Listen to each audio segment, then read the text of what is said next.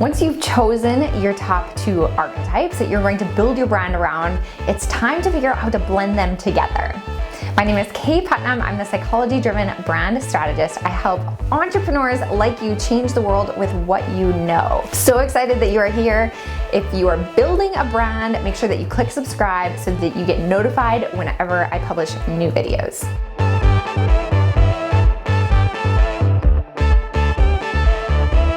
Let me backtrack for just a second. If you're having trouble picking your primary and secondary archetype, I cover that in a previous video about choosing your archetype. So if that's your problem, figure that out first and then come back over here to figure out what to do with them once you have them.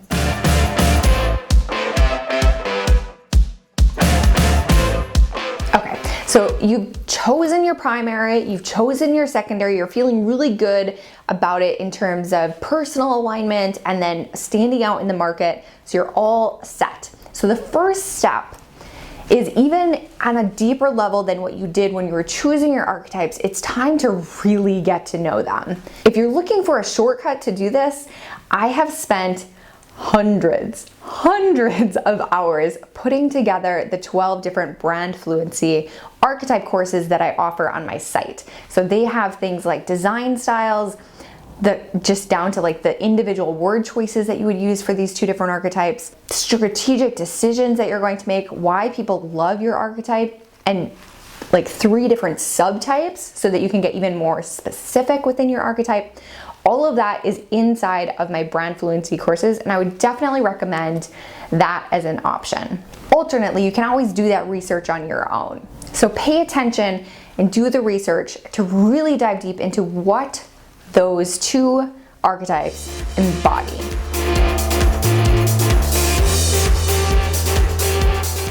Once you do that initial phase, step 2 is to then translate it into your own brand. This is going to look different for everyone. One Explorer archetype is not going to look the same as a different Explorer archetype for a million different reasons. So you have to start with like that core knowledge of what it is, and then figure out how to apply it to your own industry, your own personality, your own linguistic, quirks, all of those different things.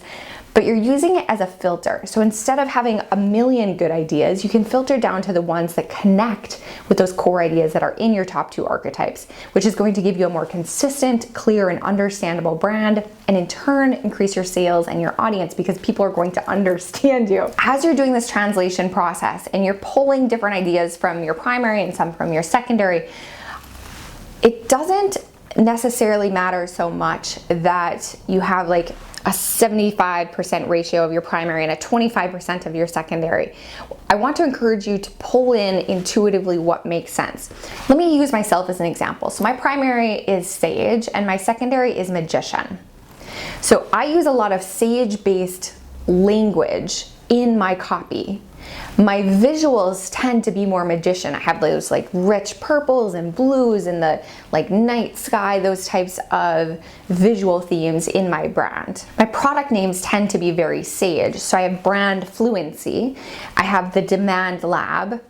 Those tend to be more sagey. My tagline that I said in the beginning of this video has both. So I help entrepreneurs change the world, which is very magician, with what they know, which is sage. So again, you're pulling bits and pieces, following your curiosity to pull in the things that make sense to you. Do not get hung up on like an even divide of the 2 archetypes or like specific percentages, or that you have to have sage visuals and sage language.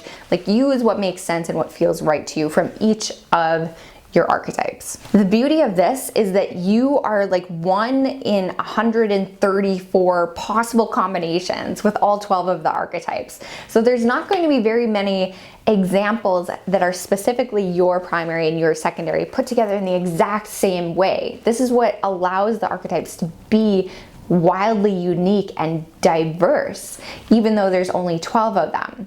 So you get to pull in your unique blend the way that you see fit, and it's going to make you stand out in the market, even among other archetypes that are the same as yours, because they might have a different secondary or a different primary than you, or they might be telling the story. Like there's story prompts in Brand Fluency for each of the archetypes. So you're not telling generic stories, you're telling ones that are specific to your archetype.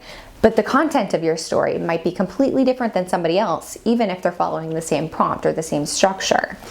That is the beauty of using these. They're a powerful tool, but they're not meant to limit your creativity. It's meant to expand it, to give you a creative constraint to build something even more valuable and unique within. My last piece of advice is a little bit more advanced, but sometimes, very rarely, somebody will get two that they hone in on that seem like they contradict each other. If that's you, so for example, say you are focusing in on like the royal archetype as your primary and the girl next door as your secondary. They seem to be at odds with each other on the surface level, but they don't have to be. Whatever the case is for you, like whatever your unique blend of primary and secondary are, look for ways that they coincide or that they live together or they complement each other. The royal and the girl next door happen to be both very focused on community. The difference being is your position within that community. So that might be where you're making the decision. So are you one of everybody, or are you leading by example and showing people what's possible? And how can you integrate those two things without contradicting each other? So maybe you're creating a community that you're a part of, but it's other high performing, like high standard holding people, and you're inspiring everybody to live up to those high standards. That would be a great example of mixing the royal and the girl next door in a way that makes sense, that isn't actually contradicting each other, even if it seems like that on first impression. I hope this video was helpful. Key points are: get creative, pull inspiration from your two archetypes that you've chosen so that you can create your own unique blend, your brilliant brand that your ideal clients are going to be drawn to like a magnet. Have fun. Please click subscribe. If you want some free resources on how to be your brand, definitely check out my different archetype Pinterest boards, or if you haven't already, after you take the quiz, if you enter in your email address, you get a inspiration kit.